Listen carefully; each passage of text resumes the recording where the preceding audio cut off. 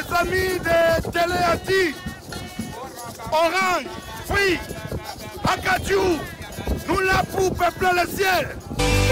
25 ans de télévision aux Antilles. Parce que tous les jours, j'ai la victoire sur le diable. Tous les jours, je m'accorde la victoire. Et j'aimerais te dire, tu y as la victoire. Arrêtez de croire aux mensonges du diable. Les Kimoisins sont pas puissants. Les sorciers sont pas puissants. Je n'ai pas peur de sorciers. Ça fait 2 ans que je suis là. Ils ne peuvent rien faire contre moi. Bishop Ellis, le premier téléévangéliste des Antilles françaises. 25 ans d'intégrité. 25 ans de sainteté. Celui qui a lu, c'est Jésus-Christ. Et j'espère qu'un jour, je pourrai devant la télévision vous démontrer la puissance de Dieu, comment le Saint-Esprit agit. Alors, nous sommes toujours à la capitale de la République démocratique du Congo. On va regarder un clip à la gloire de Dieu. Et je crois que cela vous fera beaucoup plaisir. On va écouter les louanges qui vont glorifier les seigneurs. Suivez un peu.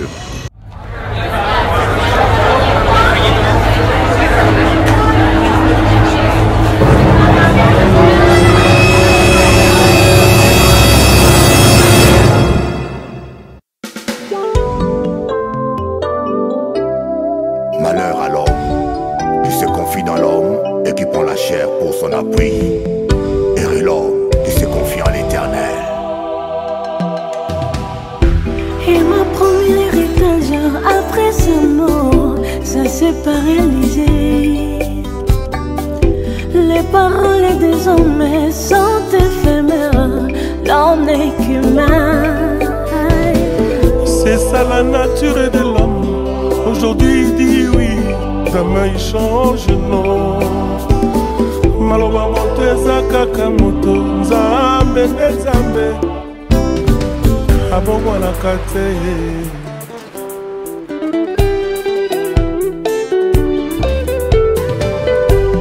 Assis et j'attends toujours jusqu'à ce que je verrai tes promesses s'accomplir dans ma vie. Avec patience et j'attends, Seigneur, l'accomplissement de mes promesses.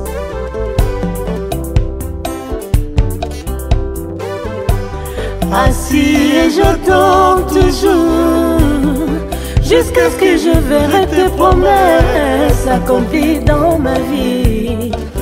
Avec patience et j'attends, Seigneur, l'accomplissement de mes promesses. Je ne t'abandonnerai pas, Jésus. Moi je te délaisserai pas, papa. Jusqu'à ce que je ferai tes promesses s'accomplir dans ma vie. Je ne t'abandonnerai pas, papa. Moi je te délaisserai pas, Jésus. Jusqu'à ce que je ferai tes promesses s'accomplir dans ma vie. S'accomplir dans ma vie. S'accomplir dans ma vie.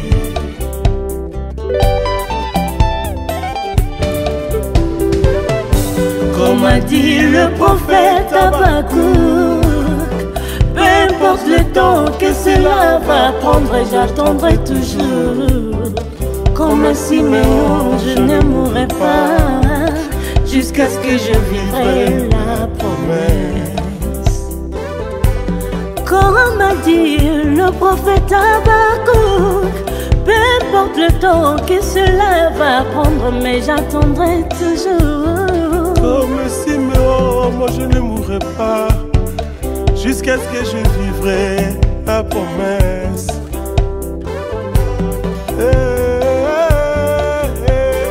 Je ne t'abandonnerai pas, papa. Moi je te délaisserai pas, Jésus. Jusqu'à ce que je ferai tes promesses s'accomplir dans ma vie. Je l'attends impatiemment. S'accomplir dans ma vie. Jésus, l'amour de ma vie. S'accomplir dans ma vie. Toi et moi jusqu'au ciel. S'accomplir dans ma vie. S'accomplir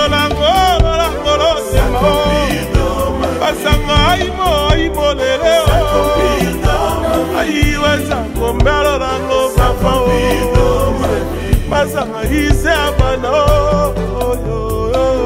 otikanga te nzakomalo yangana yo bolingo suka nzakoma fafa yangana yo kino na nzakoma yo ayilo ngolo te nzakoma yene se abana nzakoma.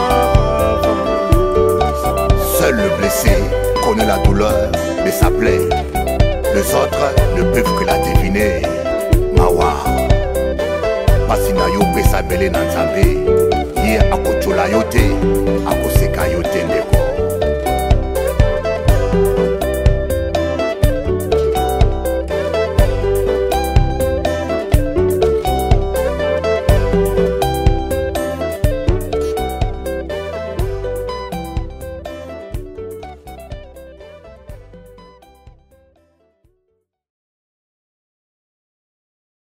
Chers amis téléspectateurs, je suis très content de pouvoir passer ce moment avec vous.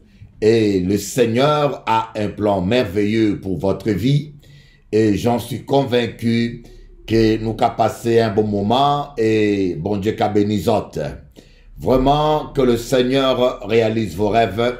Avant de commencer le message là, nous avons prié. Seigneur Jésus, merci pour ta parole. Merci pour, cher à tous les téléspectateurs, pour tous les amis qui sont là pour suivre cette émission. Puisses-tu nous parler, puisses-tu nous édifier, puisses-tu délivrer ton peuple. Ta parole dit, tu connaîtras la vérité et la vérité t'affranchira. Seigneur, nous voulons que ton peuple reçoive la vérité et que cette vérité puisse les affranchir parce que ta parole est la vérité.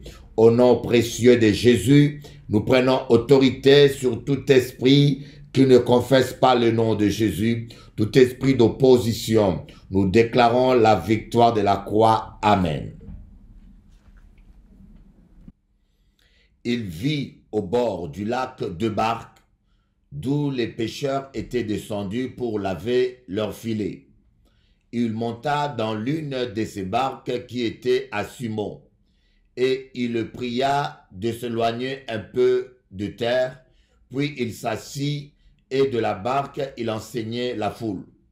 Lorsqu'il cessait de parler, il dit à Simon, « Avance en pleine eau et jette vos filets pour pêcher. » Simon lui répondit, « Maître, nous avons travaillé toute la nuit sans rien prendre, mais sur ta parole, je jetterai le filet. » L'ayant jeté, ils prirent une grande quantité de poissons et leurs filets se rompaient. Ils firent signe à leurs compagnons qui étaient dans l'autre barque de venir les aider. Ils vinrent et ils remplirent les deux barques, au point qu'elles s'enfonçaient. Nous allons partager un sujet qui est très important. Nous allons voir ce que la parole de Dieu nous dit au sujet de la pêche miraculeuse. Nous allons voir tous les enseignements que la parole de Dieu nous donne. Je crois que tout le monde voudra vivre une pêche miraculeuse. Nous avons tous besoin de vivre un miracle. L'apôtre Paul, l'apôtre Pierre, il était un pêcheur. Et Jésus a multiplié, a béni son travail. Il a eu au-delà de toute son espérance.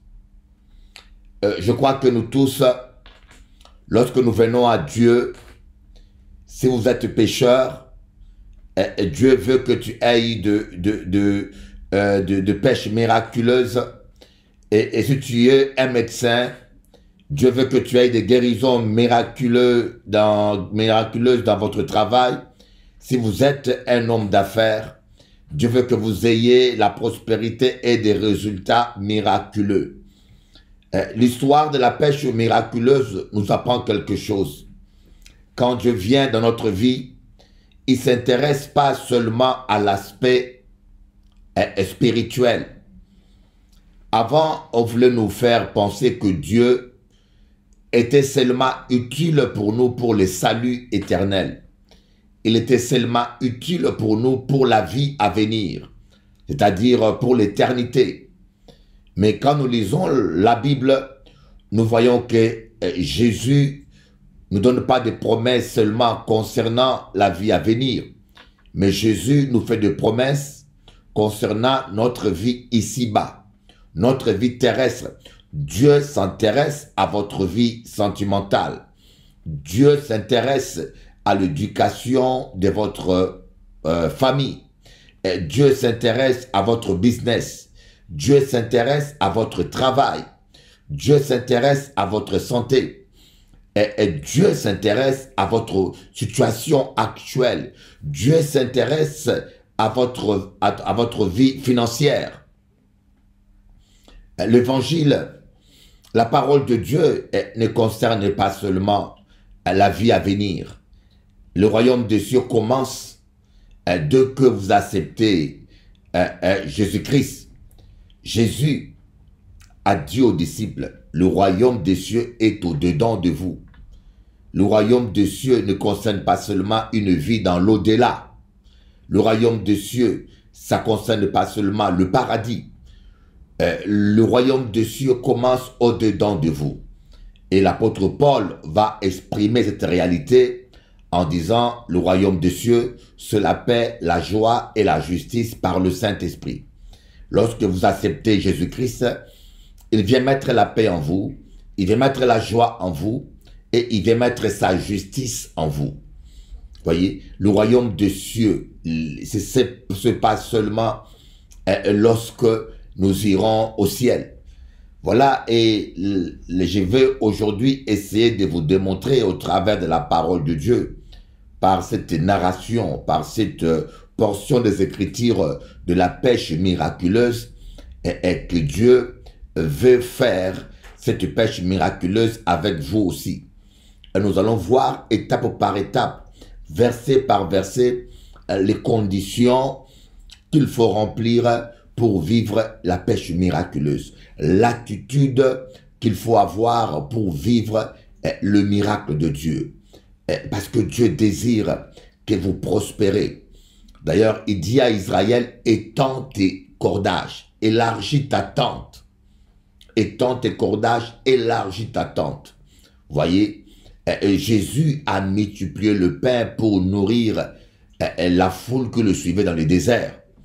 Et voyez, un Dieu qui est bon ne veut pas que vos enfants meurent de faim. Un Dieu qui est bon ne veut pas vous voir dans la maladie. Un Dieu qui est bon ne veut pas que vos enfants manquent du minimum vital. Voilà l'évangile à laquelle je crois. Je crois à ce Dieu qui pourvoit aux besoins de ses enfants. L'Éternel est mon berger, je ne manquerai de rien. Donc nous allons commencer par voir verset par verset.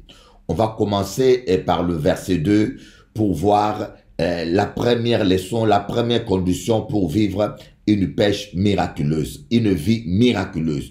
On parle de pêche miraculeuse, mais moi je parlerai de vie miraculeuse.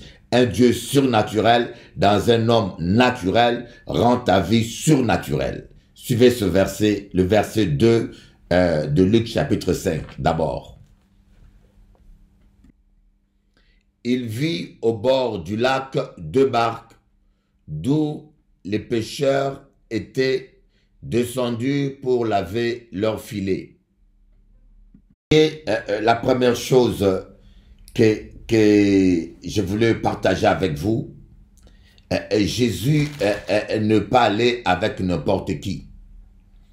Jésus est allé vers 2 barques où les pêcheurs voulaient laver leurs filets. Bien sûr, certains lavaient déjà leurs filets, mais Jésus choisit toujours des gens qui ont la volonté de bien faire les choses. Il alla vers 2 barques, d'où les pêcheurs voulaient laver leurs filets. Voyez, Dieu ne nous demande pas d'être parfait, mais ce que Dieu veut voir en nous, c'est la bonne volonté. Donc la première condition, c'est la bonne volonté. La bonne volonté de vouloir changer.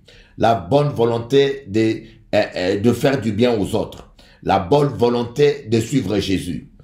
Vous voyez, Dieu sait bien que par nous-mêmes, nous ne pourrons rien. Dieu sait bien que sans lui, nous ne pouvons rien. Mais dès qu'il voit la bonne volonté en nous, il vient vers nous. Il vient nous aider. Dès qu'il voit la bonne volonté. Et le Seigneur n'aime pas les fainéantismes. Vous savez, il y a des gens qui pensent que l'évangile, c'est pour les fainéants. Il y a des gens qui ne veulent pas travailler. Mais la Bible dit que Dieu bénit ce que notre main fait. Si votre main ne fait rien, Dieu ne peut rien bénir. Voyez, si vous ne sémez rien, la pluie qui tombe sur votre terre n'arrose rien, bien sûr. Si vous ne sémez rien, vous devez s'aimer quelque chose par la foi. Et quand je dis de s'aimer, c'est toujours en comparaison avec le cultivateur. La Bible compare le chrétien à un cultivateur qui sème des graines et qui va récolter. La vie spirituelle, c'est ça. Toutes les paroles que nous prononçons, ce sont des semences. Toutes les offrandes que nous donnons, ce sont des semences. Tous les actes que nous posons, ce sont des semences. Vous comprenez ce que j'aimerais dire? L'homme récoltera ce qu'il aura sémé. On ne se moque pas de Dieu. Voyez, Dieu, lui, il veut que nous ayons la bonne volonté. On ne sera jamais parfait. On ne pourra jamais être parfait. Voyez? Mais lorsque le Seigneur voit en nous cette bonne volonté de changer, il vient vers nous. Voyez? Et là, le Seigneur a vu des pêcheurs qui étaient au bord de deux barques. Voyez? Il y a deux barques, il y a toujours deux chemins devant vous. Le chemin du bien ou le chemin du mal. Il faut choisir le chemin que tu veux suivre. Vous savez, il y a des gens qui ne veulent pas changer complètement. Ils veulent en même temps être dans une barque et dans l'autre en même temps. Ils veulent avoir les deux pieds dans deux barques différentes. Mais lorsque les barques vont s'écarter, tu vas tomber au milieu et tu vas te noyer. Il faut choisir dans quelle barque tu veux aller. Tu veux aller vers la barque de Pierre, suivre Jésus, comme l'apôtre Pierre a suivi Jésus, ou tu veux prendre une autre barque et suivre le chemin de Judas et le chemin du mal. Mais malheureusement, plusieurs fois dans nos églises, nous avons des gens qui ne savent pas qu'est-ce qu'ils veulent. Ils viennent à l'église et en même temps, ils fréquentent l'église, mais leur cœur n'a pas changé. Il y a des gens qui parlent de Dieu, mais qui sont en train de faire du mal. Et c'est comme beaucoup de personnes, et certaines personnes qui se disent musulmans, mais qui sont en train de poser des bombes, qui sont en train de tuer des innocents, et qui ont une méchanceté qui dépasse la mesure même. Voyez, mais nous oublions que Dieu, le Dieu que nous prions, est un Dieu qui est amour, un Dieu qui est miséricordieux. Alors si Dieu est miséricordieux, entrons dans la barque de la miséricorde, marchons dans l'amour, marchons dans la paix, suivons ce Dieu qui est bon. Mais nous disons que Dieu est amour, nous disons que Dieu est bonté. Mais je ne vois pas la bonté lorsqu'on tue les innocents, lorsqu'on prend la femme de son voisin, lorsqu'on fait du mal, lorsqu'on parle du mal, lorsqu'on fait la jalousie, lorsqu'on cherche à détruire l'autre. La Bible dit, c'est à Dieu la vengeance et c'est à Dieu la rétribution. On n'a pas droit de nous venger nous-mêmes. On n'a pas droit de parler du mal des gens. On n'a pas droit de colporer le mal. Alors aujourd'hui, il faut choisir dans quelle barque tu veux marcher. Tu veux voyager dans la barque, tu veux faire ta pêche dans la barque de l'amour ou tu veux faire ta pêche dans la barque de la méchanceté. Il faudra choisir entre les deux barques. Mais Jésus s'est avancé de ces deux barques parce qu'il a vu de pécheurs qui avaient la bonne volonté. As-tu la bonne volonté de changer? Si tu as la bonne volonté de changer, alors là, Dieu va commencer le miracle avec toi. Voyons maintenant la deuxième étape dont nous parle cette narration de la pêche miraculeuse. Le verset 3.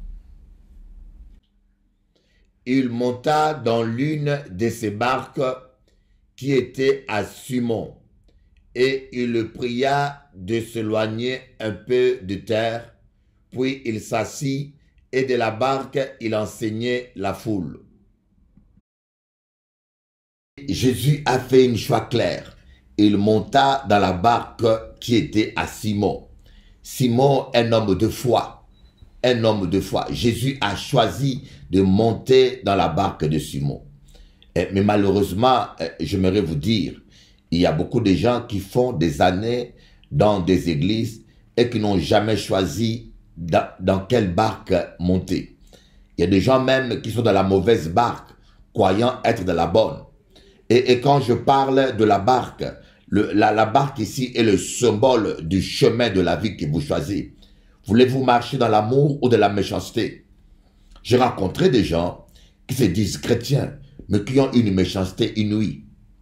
J'ai rencontré des gens qui se disent chrétiens, même pasteurs, même serviteurs, même prêtres, mais parfois qui ont une méchanceté qui dépasse celle de païens. Celle des païens. Vous voyez, ici, Jésus a pris une barque. Mais qu'est-ce que Jésus va dire à Pierre? La deuxième condition, il leur dit quoi? Éloigne-toi un peu de terre. Éloigne-toi un peu de la chair. Vous voyez, vous ne pouvez pas être un enfant de Dieu et continuer toujours à marcher dans des choses charnelles. Vous devez prendre une distance avec les choses de la chair, mes amis. Vous ne pouvez pas marcher avec Dieu et demeurer charnel. Quand on parle des œuvres de la chair, la jalousie, la médisance, la calomnie, la rancune, la haine, la rivalité, mais il y a tellement des œuvres de la chair, la convoitise.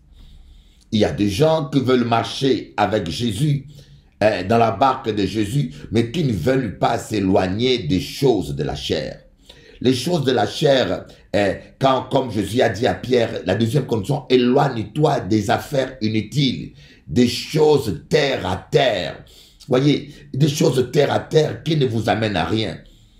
Rappelez-vous, pour que les disciples vivent la Pentecôte, ils ont fait 50 jours de prière dans la chambre haute. Ils ne sont pas restés au rez-de-chaussée. Ils se sont éloignés un peu de la terre. Ils sont montés dans la chambre haute. Vous voyez, des fois, nos prières ne montent pas parce que nous sommes trop terre à terre. Parfois, nos prières ne sont pas efficaces parce que nous sommes trop terre à terre.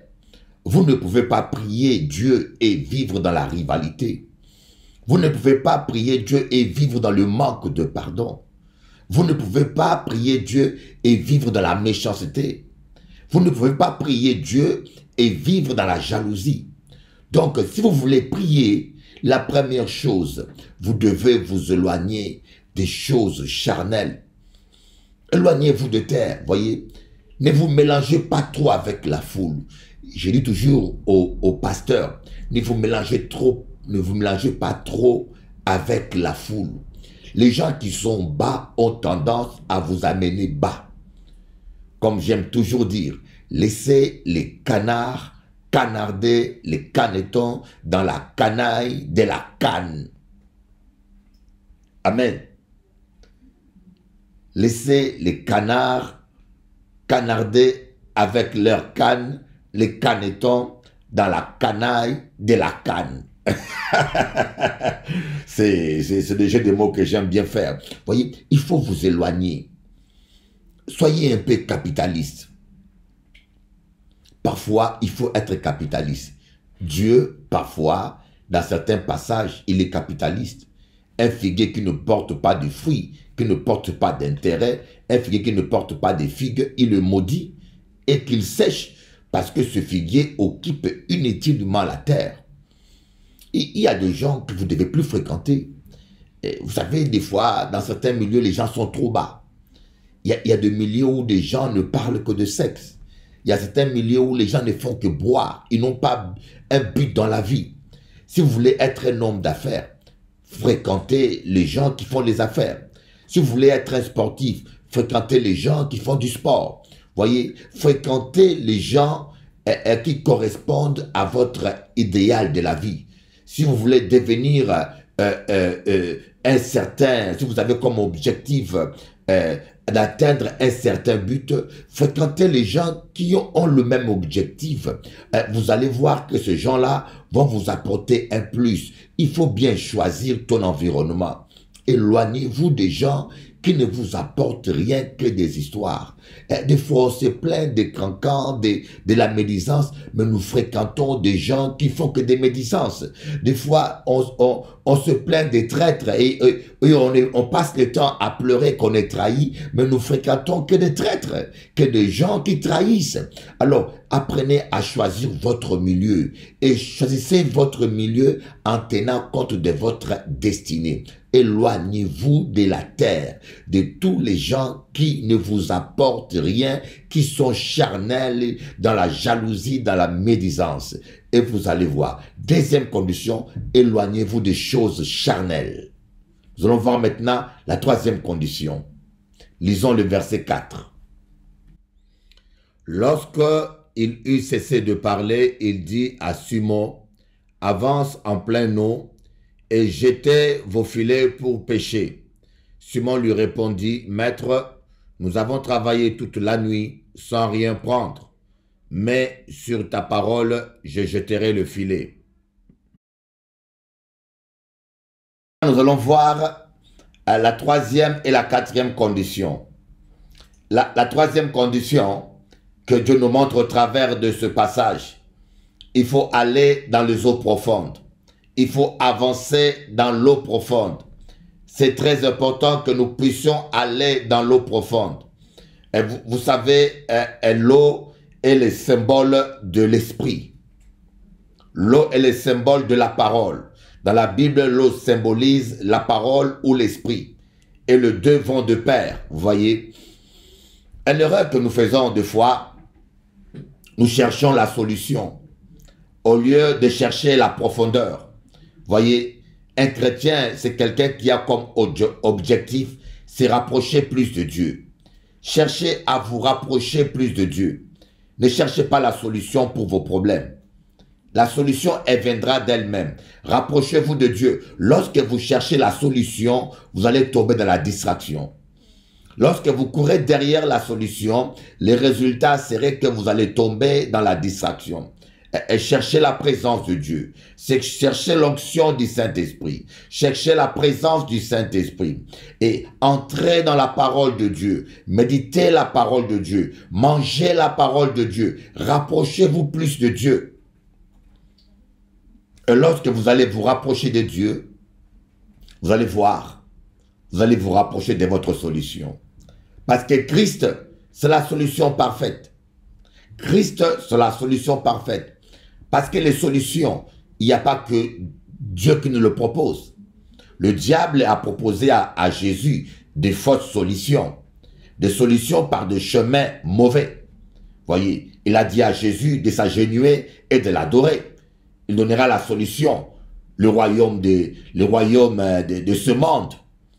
Et Jésus l'a chassé. Et lorsque nous cherchons que la solution, et croyez-moi, on finira par être détourné. On va se tromper des chemins.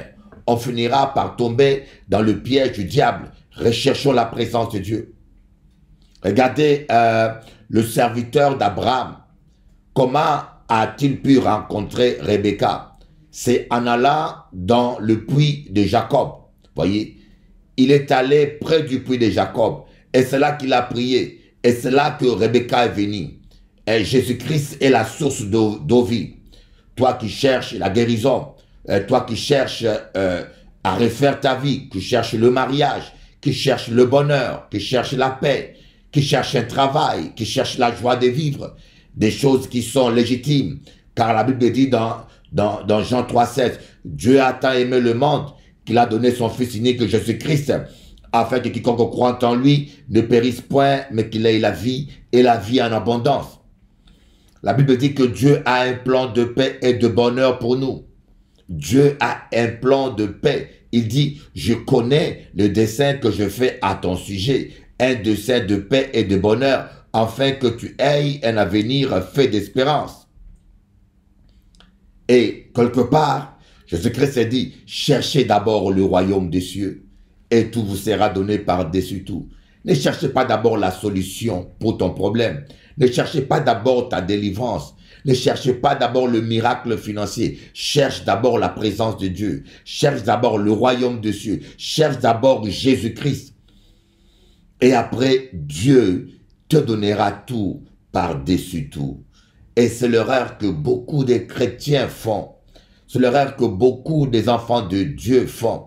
Cherchons d'abord la présence de Dieu. Voyez? Allons dans l'eau profonde. Allons dans une adoration profonde. Allons dans une intimité profonde avec Dieu. Allons dans une étude profonde de la parole de Dieu. Donnons à Dieu la place qui lui revient. N'oubliez pas que la place que vous donnez à la parole de Dieu, c'est la place que vous donnez à Dieu. Donnez à Dieu la place, la première place. Dieu veut la première place dans votre cœur. Maintenant, la quatrième condition. Mettre foi en Dieu, croire à un nouveau départ, oublier toutes nos expériences négatives du passé. Vous voyez, j'aimerais vous dire que des fois, si vous ne savez pas tourner la page du passé, votre passé peut affecter votre avenir. Nous avons tous vécu des échecs, des déceptions, des traumatismes, des attaques et de méchanceté. Nous avons tous vécu des choses négatives. Voyez, je ne sais pas, mais les échecs pour moi, j'ai ma manière de concevoir l'échec. Les échecs de la vie sont des étapes qui nous amènent à la victoire. Je ne connais pas un seul homme. Écoutez bien, je ne connais pas un seul homme dans l'histoire de l'humanité qui ait réussi et impacté notre génération ou une génération dans l'histoire sans avoir échoué auparavant. Einstein, qui est ce grand savant, qui a révolutionné même la science, mais cet homme-là, les professeurs voulaient l'envoyer dans une école spécialisée pour des gens qui ont des problèmes mentaux. Il a été refusé. Il voulait rentrer dans une école d'ingénieurs. On avait refusé son inscription. Vous voyez, il a été renvoyé. Monsieur Honda, le japonais qui a créé la société Honda, les motos que les gens utilisent et les voitures Honda. On oublie que cet homme-là a commencé par une entreprise et il a fait faillite.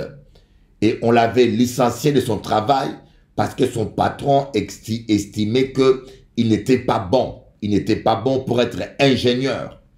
Vous voyez, si M. Honda avait accepté le verdict de son patron, il n'aurait jamais accompli sa destinée et son rêve. Et si Einstein avait cru à ce que le professeur avait dit de lui, il n'aurait jamais pu devenir ce grand savant. Vous voyez, et j'aimerais vous dire que sur Terre, vous rencontrerez plus de gens qui vont vous décourager que des gens qui vont vous encourager. Je vous dis la vérité, sur Terre, vous rencontrerez plus de gens qui vont vous détruire le moral, vous décourager. Vous rencontrerez très peu de gens qui vont vous encourager. Et voilà pourquoi Dieu a demandé à Josué de se fortifier lui-même. Si vous attendez que les gens puissent vous encourager, vous apprécier, vous fortifier, vous serez vraiment déçus. Ne comptez pas sur les gens. Apprenez à vous fortifier vous-même avec la parole de Dieu, en parlant en langue, en louant le Seigneur et avec les promesses de Dieu. Si vous ne parlez pas en langue, louez l'Éternel, chantez des psaumes pour Dieu, adorez Dieu, ça donne toujours le même résultat. Ne dépendez pas de l'opinion des gens.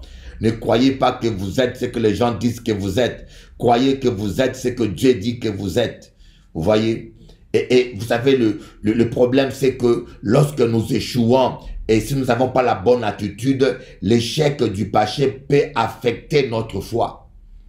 Et ça affecte notre foi. Et cela nous amène à ne plus croire en nous-mêmes, à ne plus croire aux capacités que Dieu a mis en vous. Vous n'allez plus croire au potentiel que Dieu a mis en vous.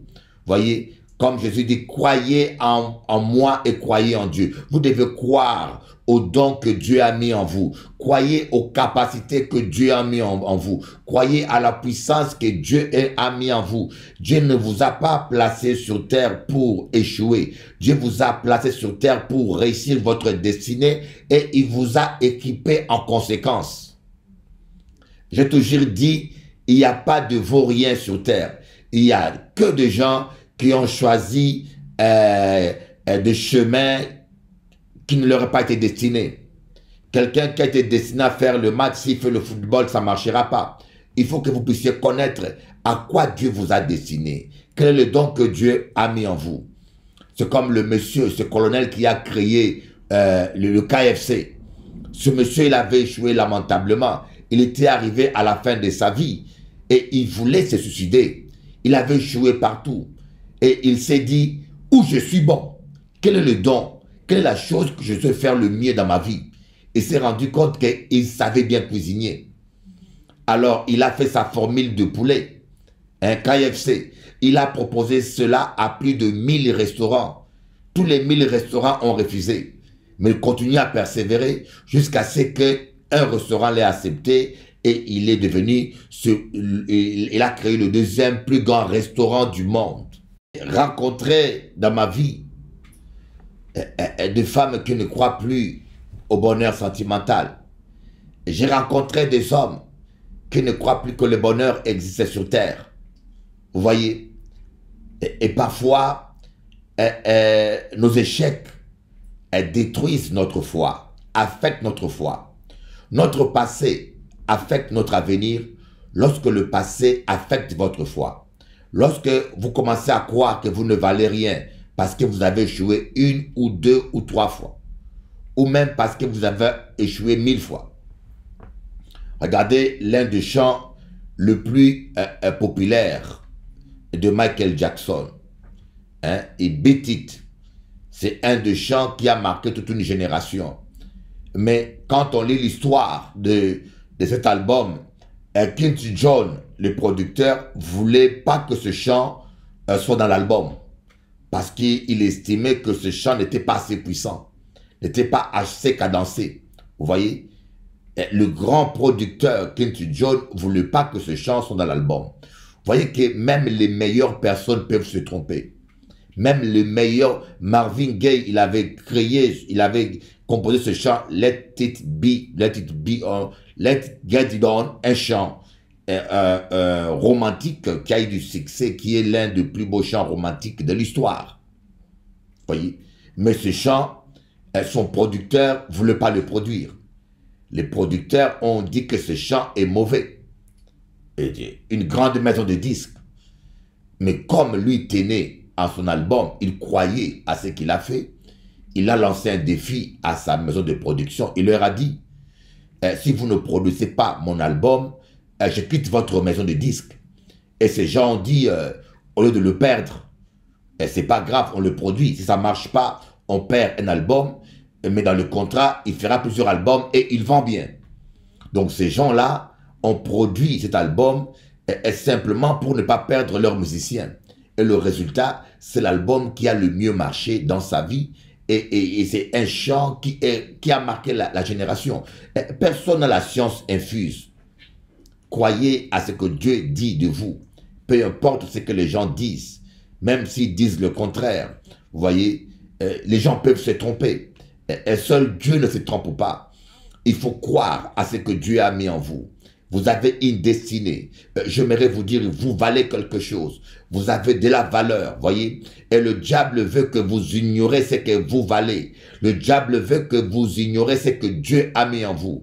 Dans chaque être humain, Dieu a mis des capacités. Dans chaque être humain, Dieu a mis des dons. Dans chaque être humain, Dieu a mis de la force.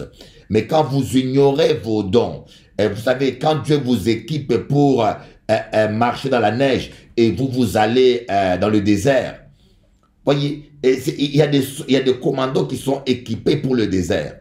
Et quand on l'envoie dans le désert, ils ont la nourriture, ils ont l'eau, ils ont les habits du désert.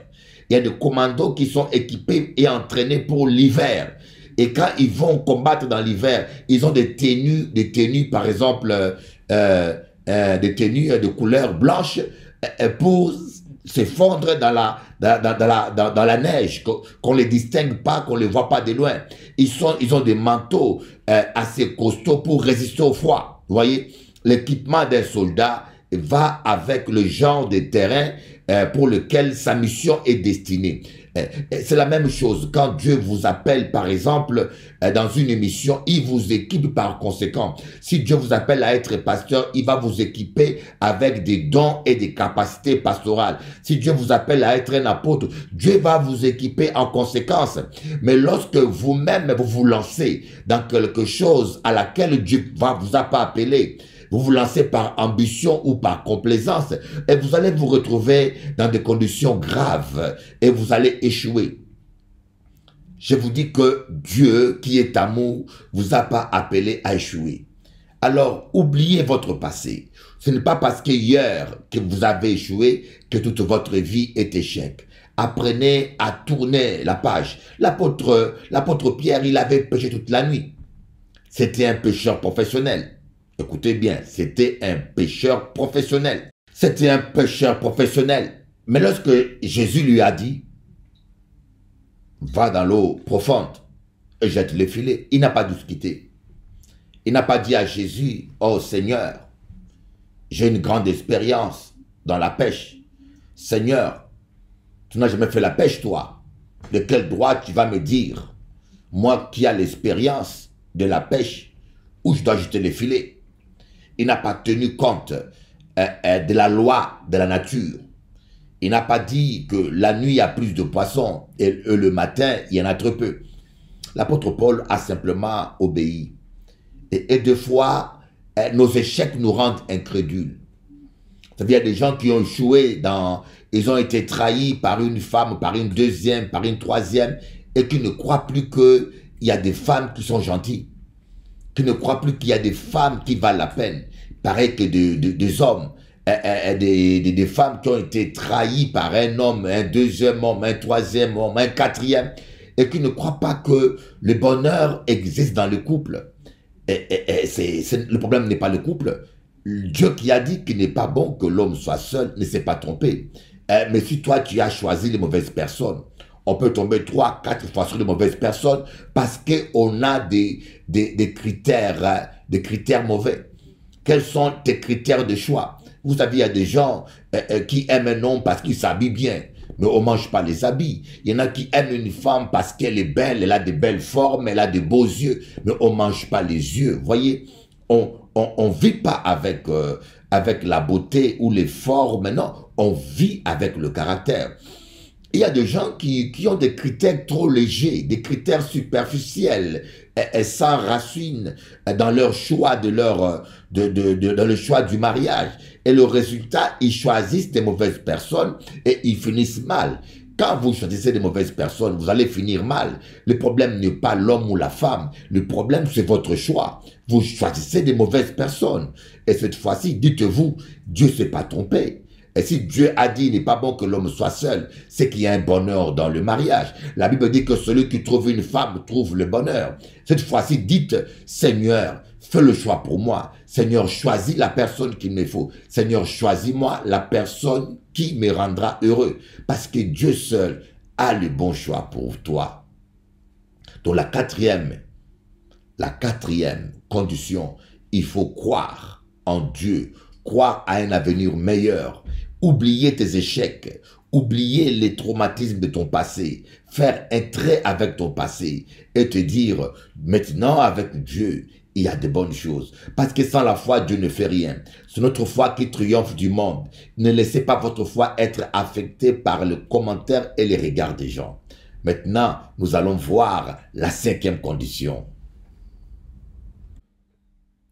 L'ayant jeté, ils prirent une grande quantité de poissons et leurs filets se rompaient. Ils firent signe à leurs compagnons qui étaient dans l'autre barque de venir les aider. Ils vinrent et ils remplirent les deux barques au point qu'elles s'enfonçaient. Nous allons voir maintenant la cinquième condition, agir par la foi. Il ne suffit pas seulement de croire, mais poser un acte de foi. Il fallait que Moïse frappe la mer avec un bâton pour que Dieu amplifie la puissance du bâton. À partir d'un petit bâton, Dieu a amplifié la force du bâton, de cette frappe, pour séparer la mer Rouge en deux. Il fallait que l'apôtre Pierre jette le filet. Il faut toujours faire un acte de foi. Voyez, il faut toujours agir par la foi. Attendez pas que Dieu agisse à votre place. Faites le petit pas et Dieu fera le grand pas que vous ne pouvez pas faire. Et la sixième condition que nous voyons maintenant, c'est qu'il y a eu le résultat. Il y a eu le miracle. Il y a eu le poisson. Et vous voyez, Dieu nous appelle toujours à travailler avec les autres. Dieu nous appelle toujours à partager. Vous voyez, l'apôtre Pierre n'est pas resté seul avec le filet. Il a compris que tout seul, il ne pourra pas retirer ce filet, soulever ce filet. Il a appelé les autres. Apprenons à travailler en équipe. Apprenons à appeler les autres à travailler avec nous. Apprenons à apprécier les gens que Dieu met autour de nous. Ne faites pas comme Saül. Dieu a envoyé David pour soutenir Saül et Saül a commencé à jalouser David et à combattre David. Nous prions, Seigneur bénis-nous, Seigneur bénis-nous. Et pour nous bénir des fois, Dieu envoie des gens. Même Jésus lui-même, le Fils de Dieu, il fallait qu'il nous montre l'exemple que nous avons tous besoin de quelqu'un. Le Dieu Tout-Puissant est tombé avec sa croix sur le chemin. Il fallait que quelqu'un puisse l'aider à porter sa croix. Cela a été écrit pour nous. Jésus l'a fait pour nous montrer l'exemple que nous avons tous besoin de quelqu'un. Nous avons besoin de quelqu'un pour nous aider à porter notre croix. Nous ne réussirons pas notre destinée tout seuls. Alors, travaillons dans l'esprit d'équipe. Les problèmes de l'Église aujourd'hui, les gens ne veulent pas travailler en équipe. Les gens sont toujours en rivalité. Les gens n'ont rien compris. Moi, j'appelle ça, c'est la bêtise de l'homme. Les hommes sont comme des crabes. Vous savez, des crabes, lorsque ils sont dans une casserole, aucune crabe ne sort. Pourquoi? Parce qu'ils s'agrippent les uns sur les autres. Si un veut s'en sortir, l'autre monte sur l'autre. Et puis, en fin de compte, vous allez voir des crabes dans une casserole. Ils sont en train de monter les uns sur les autres et personne ne se sauve. C'est un peu ce qui se passe aujourd'hui. Il y a des gens qui pensent que si ils montent sur votre tête, ils ont progressé. Voyez, il y a des gens qui pensent que lorsqu'ils vous salissent, ils deviennent propres. Il y a des gens qui pensent que lorsqu'ils vous abaissent et montent, alors qu'ils font du surplace. Dans le royaume des cieux, il faut élever les autres pour être soi-même élevé. Il faut parler du bien des autres pour que Dieu puisse t'honorer. C'est ça dans le royaume des cieux. Mais dans le royaume de Satan, c'est la rivalité. Mais quand vous montez sur la barque de Jésus, la barque de Pierre, vous devez obéir aux lois du royaume. Dans le roi du royaume, on récolte ce qu'on sème. Tu veux qu'on parle bien de toi, parle du bien des autres. Tu veux qu'on te bénisse, bénis les autres. Apprenons à partager, à travailler. Nous travaillons pour un même royaume. Nous sommes tous dans un même bateau, mes amis. Parfois, je suis choqué de voir des fois dans certaines églises des chrétiens en compétition, des anciens en compétition. Et ça, c'est la chair. Ça, c'est la chair parce que nous n'avions pas compris. Il y a assez de bénédictions pour tout le monde. Il y a assez de bénédictions pour tout le monde. Dieu a assez de bénédictions pour chacun de nous. Alléluia. 25 ans de télévision aux Antilles. Parce que tous les jours, j'ai la victoire sur le diable. Tous les jours, Dieu m'accorde la victoire. Et j'aimerais te dire, tu y as la victoire. Arrêtez de croire aux mensonges du diable. Les Kimoisins sont pas puissants. Les sorciers sont pas puissants. Je n'ai pas peur de sorciers. Ça fait 2 ans que je suis là. Ils ne peuvent rien faire contre moi. Bishop Elis, le premier téléévangéliste des Antilles françaises. 25 ans d'intégrité. 25 ans de sainteté. Celui qui a lu, c'est Jésus-Christ. Et j'espère qu'un jour, je pourrai devant la télévision vous me démontrer la puissance de Dieu, comment le Saint-Esprit agit. Donc, une minute. Je suis ici à la ville de Kinshasa.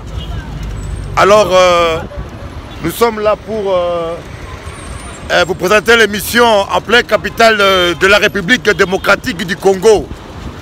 Donc, le beau pays, nous sommes là.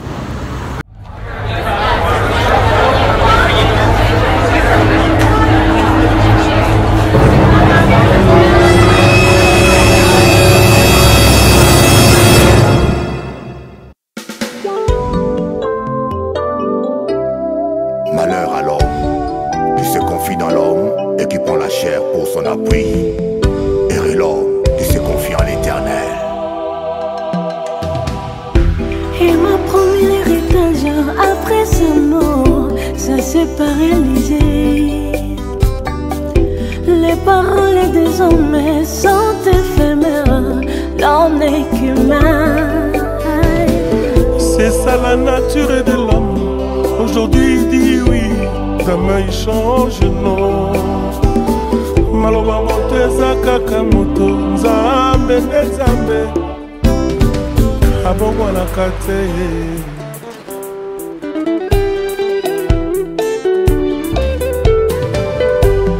Assis et j'attends toujours jusqu'à ce que je verrai tes promesses s'accomplir dans ma vie.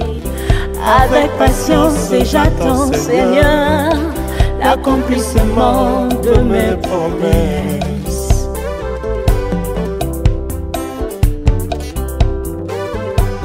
Assis et j'attends toujours jusqu'à ce que je verrai tes promesses s'accomplir dans ma vie.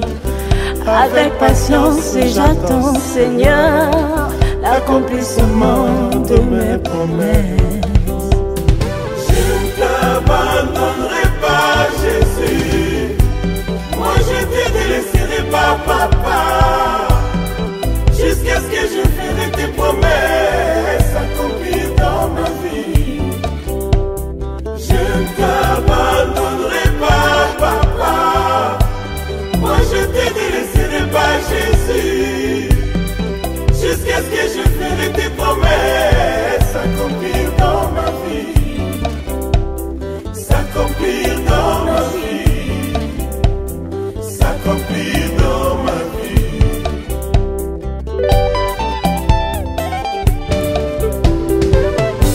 Comme a dit le prophète Habakkuk, peu importe le temps que cela va prendre, j'attendrai toujours. Comme un Siméon, je ne mourrai pas jusqu'à ce que je vivrai la promesse. Comme a dit le prophète Habakkuk, peu importe le temps que cela va prendre, mais j'attendrai toujours. Comme Siméon, moi je ne mourrai pas jusqu'à ce que je vivrai la promesse.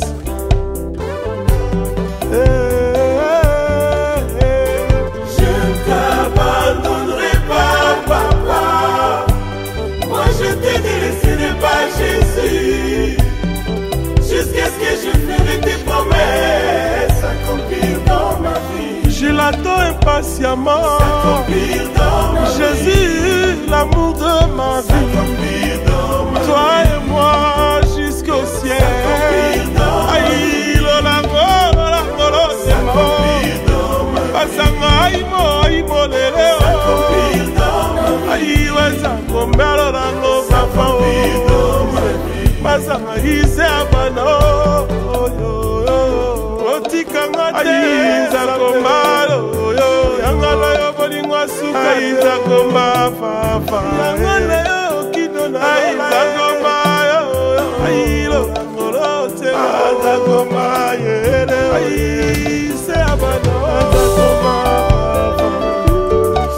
Seul le blessé connaît la douleur de sa plaie. Les autres ne peuvent que la deviner. Mawa Pasina yo pesa bele na nzambe. Ye akochola yo te, akoseka yo te ndeko.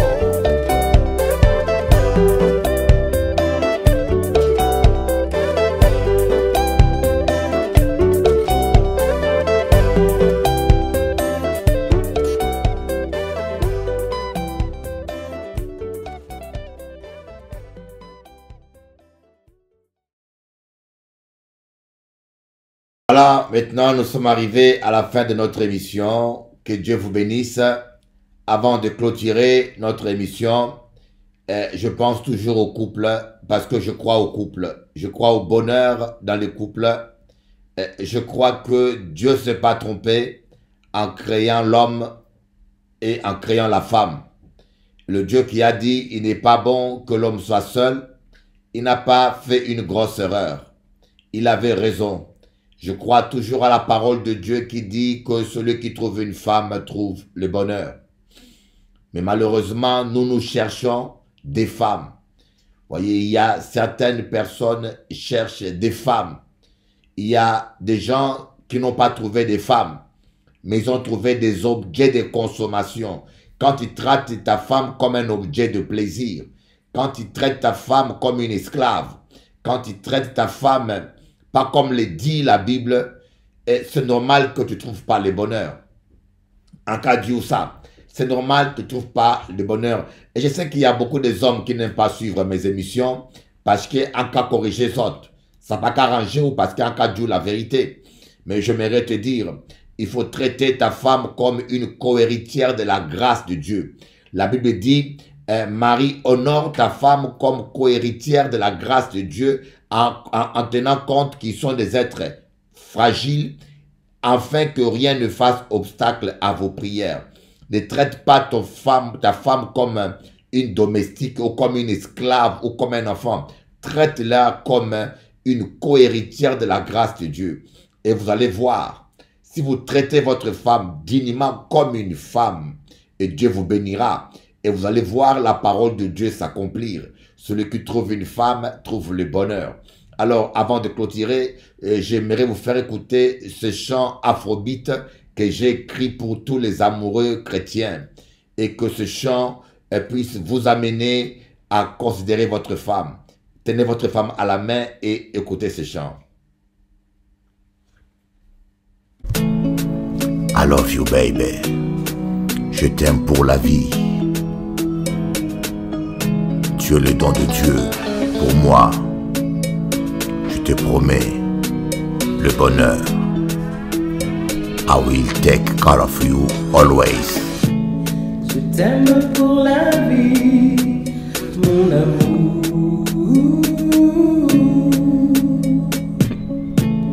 I love you forever, my darling.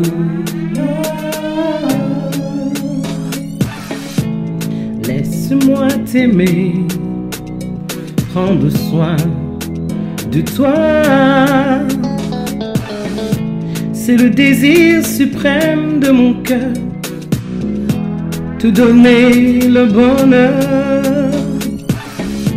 Et si parfois je t'ai blessé, pardonne-moi mon amour. Tu ne seras jamais toute seule, je serai ton ange gardien. Je t'aime pour la vie, mon amour.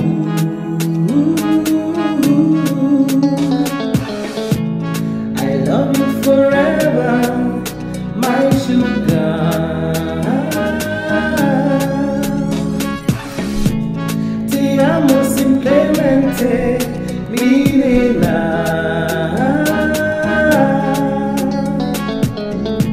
Cet amour est plus fort que moi, je ne puis te résister. Je ne saurais plus vivre sans toi. Tu es l'amour de ma vie. Donne-moi encore une occasion de te prouver mes sentiments. Mon amour vaincra le temps. Toi et moi, c'est pour la vie. Yeah. Je t'aime pour la vie, mon amour. Oh oui, je t'aime, je t'aime. I love you forever, my sugar. I love you forever, my sugar. Love you, yeah. Te amo simplemente, mi nena.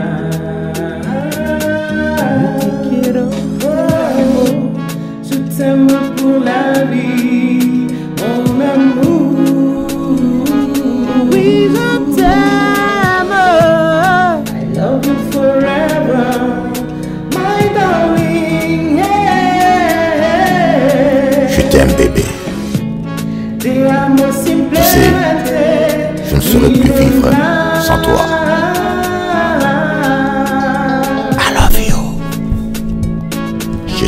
t'aime. Moi et toi, c'est pour la vie.